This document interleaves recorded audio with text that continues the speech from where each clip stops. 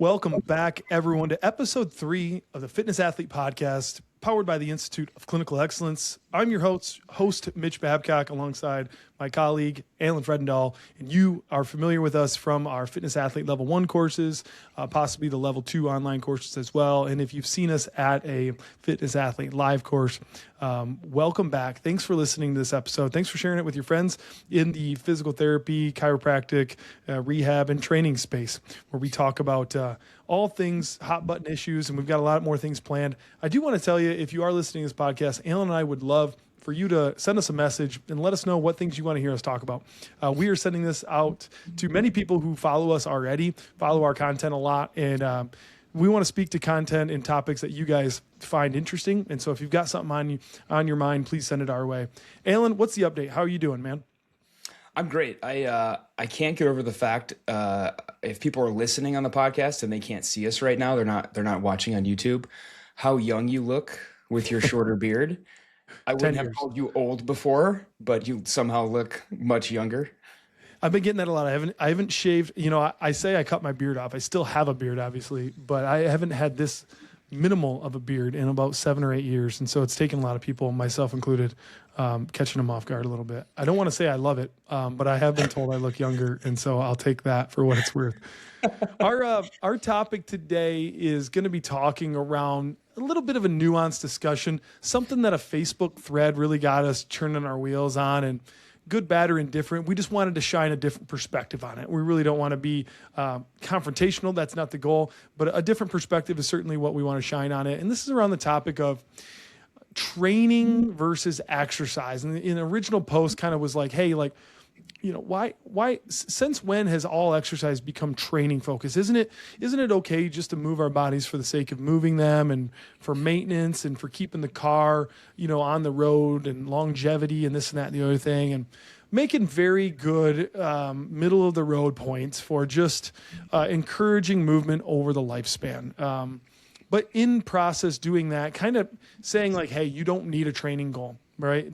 Training for something isn't required to just move your body. And in which case we wouldn't certainly argue against that, but we do want to strongly make a point on the other side, on the other end of the continuum, which is the importance of having a training goal, and really what that does to the human, keeping them focused and oriented on a results-driven process, and where that can really get them. And we have personal anecdotes to share along the way, as well as things that have worked for real-life patients in the clinic in terms of applying this. And I guess, well, before I share my first thought, Alan, why don't you share your first thoughts when reading this and kind of, you know, tossing this around in your brain, kind of what came to mind first for you? Yeah, reading this and hearing thoughts, first of all, I want to say there's partial agreement with that. I'm always excited when people choose to exercise versus not. That's always a win for everybody, no matter where you're at on a continuum of fitness, elite athlete to beginner. If you make the volitional choice to exercise and do something that's going to get you a little bit stronger or get your heart rate up, that's a win. But I think if that is your approach every day, it can become very easy to get lost on what am I doing? Yesterday I went for a run. Great. What am I going to do today? Go for a run again. How long? How fast? How does that relate to what I did yesterday? What I might do tomorrow? The same thing can be applied to any training modality in the gym, something like CrossFit or weightlifting. If we take that approach every single day, it kind of becomes mindless.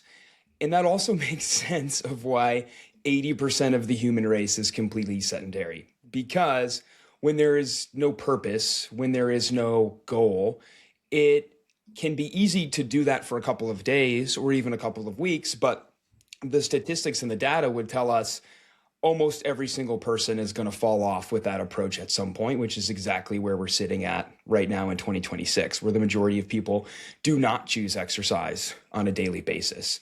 And from my own perspective, having started CrossFit back in 2018, walking into the gym at about 400 pounds, I had tried that approach a lot in my life of trying to get into running. I, ran in the Army. And so I was like, well, I've run before, I'm sure I can run again. But not having any ideas about how long I'm going to run, distance or time wise, or how I should vary it, or what my cross training should look like, going into the Planet Fitnesses and the Snap Fitnesses of the world, and pushing randomly on machines and riding random cardio machines. A lot like our patients and clients, I was able to do that for short bursts, but very quickly petered out. And it wasn't until I found CrossFit, where there are a lot, maybe too many things to work on Right. a regular basis. You could create an infinite number of goals if you're a CrossFit athlete. And so, some of my early goals were to run without stopping, to not be last in a workout, to do my first pull-up, do my first handstand push-up, and beginning to have some training goals, some performance-based goals.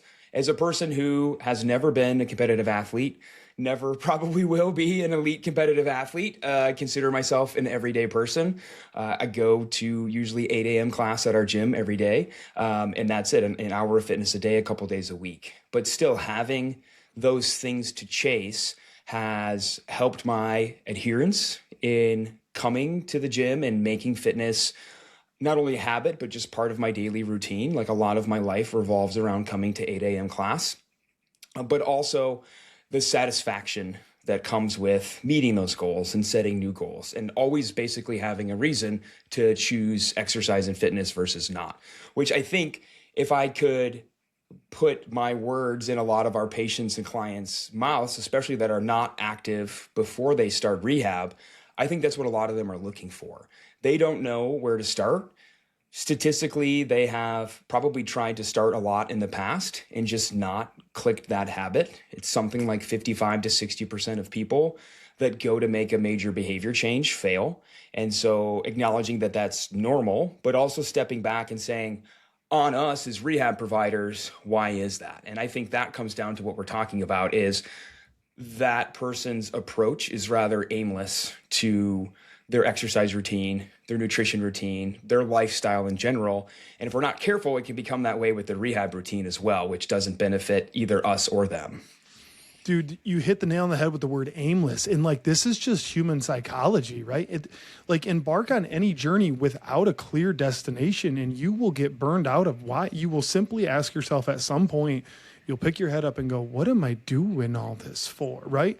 Working a job that you don't understand the end goal of what you're trying to accomplish, you will get burnt out, and no different in rehab and no different in the gym. If you're going to take the approach of, hey, move your body, any amount is fine, no goals matter, then let's take something like jumping rope. Someone says, okay, I should jump rope. Yeah. Jumping rope is great. How much? Enough.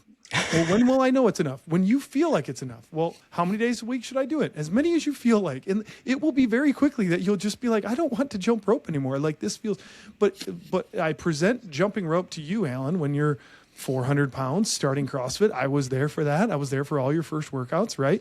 And you look around and you're like, I can't jump rope.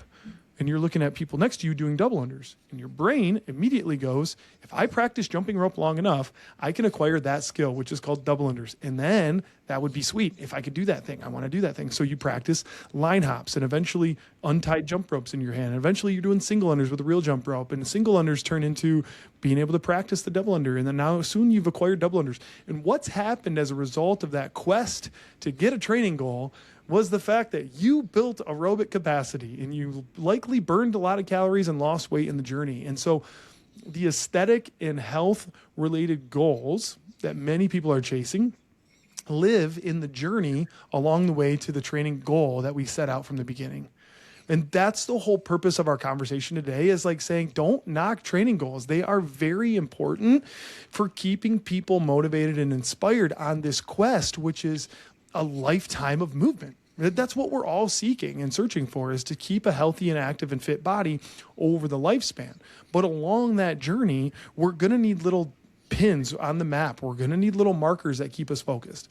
And so the notes that I had on this that I wanted to touch on today was like, training, exercise with purpose is training. And it's just like having a GPS or your Apple Maps pulled up on your car. It's giving you, if we're going to use the car analogy, which is going over super well, people love to use human movement and taking your car out and doing maintenance on it. They love to use the car analogy. So let's stay with the car analogy, right? It's like getting in your car and having an actual destination of where you're taking it. And knowing that there are more efficient routes than not to get there, right? That's what the GPS helps you do. Let's avoid traffic jams. Let's take this route, not the other one. It's quicker, right?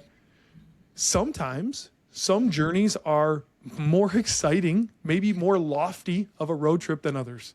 Loading the family up to head to Florida to go to Disney is quite a big, extravagant road trip. You don't have to plan those all the time. Your training goals can be similar. You don't have to put this big, hairy, audacious goal on the calendar to make your exercise and movement productive and worthwhile and purposeful. It can be a short journey, like an efficient way to get to work, right? Or get to the store on the weekend, right? So, but having those pins, having those training destinations help us be accountable and be efficient in our methods and our journey of arriving there. And then the psychological wins that come with hitting those goals. Anyone who has spent any appreciable amount of time in a gym training, personal trainer space, physical therapist space, knows the significant benefits of our patients and our clients hitting a goal. Like, there is nothing sweeter than that. I did it. I hit that number. I got that skill. I did that race. I got the medal, right? That is a significant moment for people, for them to actually, well, I guess actualize is the word, their work, right? Feeling all of those months, weeks, sessions was all worth something. It got me to the thing I wanted. And then what's very common for people is for them to turn right around and go, what's next, right? They don't start with the ultra marathon as the goal. They often start as the 1 mile. And for you, Alan, it was like run a 400 without stopping, Then it goes to can I do a mile without stopping? 1 mile turns into, can I do a 5K? I'm going to sign up and register it. I don't know if I can finish it. And then you finish it and you're like, holy cow, I did that. And those goals simply stack. Those training goals amount to somebody who says, one of our members of our gym was just like, I just signed up for an ultra marathon. Never done one. It's going to be out west in Utah. It's going to be incredible. And like, he's geeked about it. Just turned 40. It's the next training goal for him to reach and keep him accountable in 2026 in his year of fitness. And so, again, that was my car analogy that I wanted to tie all this together with. And I think what you touched upon there is really important, that as we set those incremental goals, those are both things that reward us, give us that feeling of accomplishment, that however long I just spent trying to reach this goal was worth it, but also making those more goals keeps us training for what we might consider a performance-based goal, a performance outcome, even if it's just complete a thing or do a thing. And that makes running or going to the gym or both or whatever a person is doing that much more palatable. It keeps it from being aimless. It keeps it from becoming mundane, and it continually builds and re-cements the goals become habits, and then the habit becomes that routine, which is what I think most people are ultimately after. Like, I just want it to be second nature. That part of my day is doing fitness or managing my nutrition or going to bed earlier or something. It's not this thing I'm worried about. It's not this thing I have to spend a lot of physical or mental energy to do. It's just second nature. But that comes with those first initial goals. And it can be, for a lot of the members at our gym, it's as simple as setting a goal for a number of days a week early on to come to the gym. I really want for the next 6 months to try to make it 3 days a week. And that can seem relatively simple, but that helps cement the habit. It helps make the routine. And along the way, as you mentioned, when they're watching other people, pull-ups or double unders or a heavier bench press or a faster run, whatever, they start to layer in those other goals. And that's what actually helps them come 3 days a week. And then we're not surprised, 4 days a week, 5 days a week, 6 days a week. Some of those people become the folks that we have to say, hey, you can't exercise every day. Maybe you are now a person we're saying, hey, maybe one day you do something aimless just to give your body and a brain a break from your fitness. But then they're there. They're at the place that they maybe months or years ago could never envision themselves getting to, because they had no scaffolding, because they had no goals around it, because their approach in the past was always aimless and it wasn't structured. Yeah, 100%. And I know we're talking a lot about fitness right now because that's what most people need, right? Like most humans just need to exercise more and achieve a better state of health. And, but rehab providers listening to this, like your rehab is just as important for this, right? We were talking offline about Nancy, like having, our elderly patient whose goal was just to take a bath, right? Independently. It would be nice to feel confident enough to get in and out of a bathtub and not feel like A, I'm going to fall, or B, get stuck, and that made the hard work for Nancy in rehab palatable. The 2 days a week that she was coming and Alan was making her do stuff in the gym. And it was like, why am I doing this crap with the kettlebell and the boxes and the step ups? And it's like, it's for the bath. It's for the bath. It's for the bath. And then eventually you get to a point where it's like, Nancy, I think you can schedule that bath time now. I think we've reached a point where you can achieve that goal. Nancy comes back next week to therapy and was like, I did it. I took a bath. Like, this is rehab. This is fitness. This is training. It's all the same thing. And it's so vital for the people you're working with. This is the confidence of someone that's working with them that says, we can reach this destination. I can help you. I know it feels a little intimidating, but let's put the hard work in to arrive there and see if the reward was worth all of that work. And almost every time, I've never seen it not be worth it. I think a lot about what Greg Glassman, the founder of CrossFit, said, that the needs of our grandparents differ by degree, not kind. And so I think of someone like Nancy, who initial goal was to live independently, to be able to stand on her own. Very simple goals that I think, we're very familiar with in rehab. If somebody comes in, they can't walk on their own, we're doing some sit to stands. We're doing what we might consider some low level stuff. But then at least I see it as our responsibility to ask that question, what's next? Like, okay, you don't need a walker anymore. You can walk on your own. You can drive on your own. You can walk in and out of your house on your own. What else would you like to be able to do that maybe you've never been able to do, or you haven't been able to do in a long time? And I think it's part of our responsibility to pull some of that out of our folks. And some folks, we may never get there, and that's okay. But I would challenge anybody listening that I think more people than you would give credit to have a goal like, I would like to be able to take a bath again. I really like to sit in the bathtub and do some bath bombs, and I haven't been able to do that for many years. And I will never forget the day she came in and brought a gift bag full of bath bombs. And I said, what's this? And she said, this is for you. And I said, I don't understand. She said, I took my first bath in a very long time last night. Like, I finally felt confident enough to get in and out of the tub.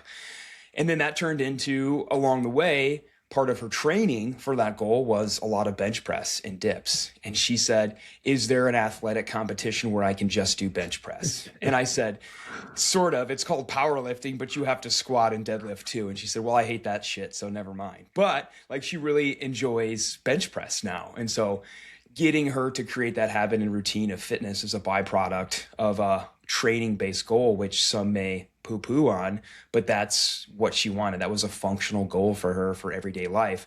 And we got to layer in all this nice training. And for us as coaches and clinicians, you and I were talking before we started, what do we care? The person who says, I want to get better at ring muscle ups, or I want to get in and out of my bathtub, those goals, as far as the training, look very similar. We need to develop upper body pressing strength. We need to be doing bench press and dips. The person with ring muscle ups has a little bit more technique to work on with kipping and that sort of thing. But for us, the approach is relatively the same. And it looks like training for both people, even though the goal is different. And that's great, because we don't have to maybe work as hard as we're making it seem on social media to, force people to do training and rehab. It just happens as a byproduct of better understanding their goals. Yeah. And I can already hear the comments now, right? Of like, but Alan, but Mitch, we should celebrate all movement. Like, we're not disagreeing, right? But I think the continuum here is important, right? And this is the same argument of like, but walking is great. Like, well, yeah, if you go from zero walking to walking, that's a big improvement.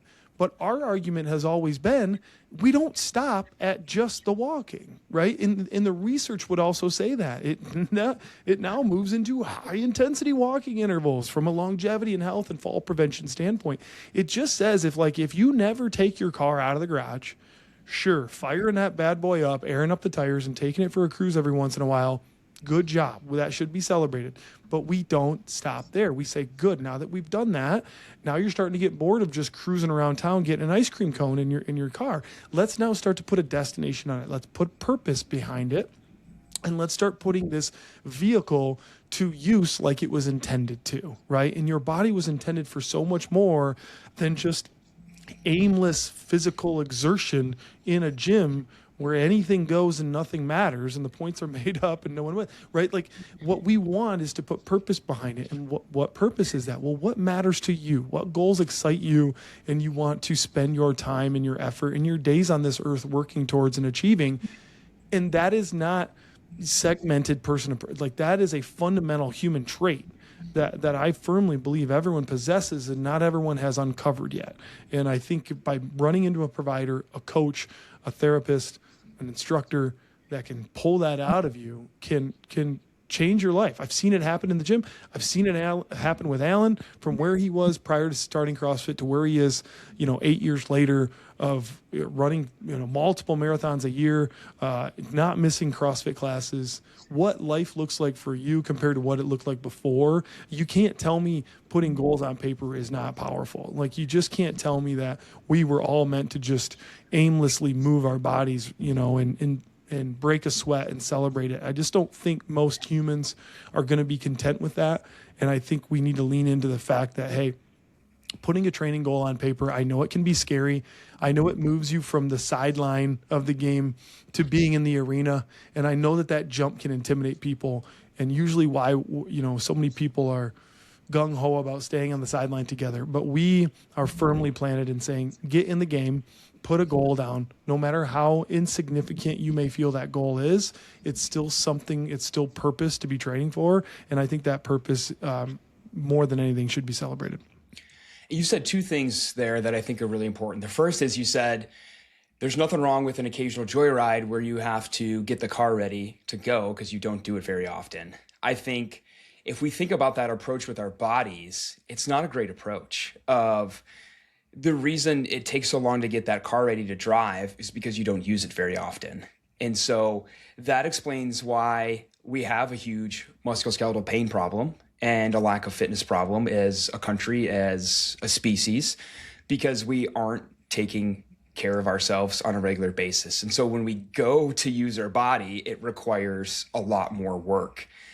And the second thing I think you said that was really important there, Mitch, was the aimlessness of movement is not something we ask people to apply to any other facet of their life. Think about like your job of like, hey, what do you say you go to work every day? Nothing changes ever. Just click on the keyboard. Yep. It doesn't even matter what you type. Just click around.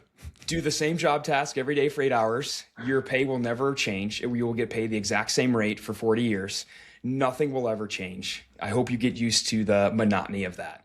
Think about the relationship with your spouse of like, just never grow as a couple or a family. Like if you're thinking about spending extra time with them, don't.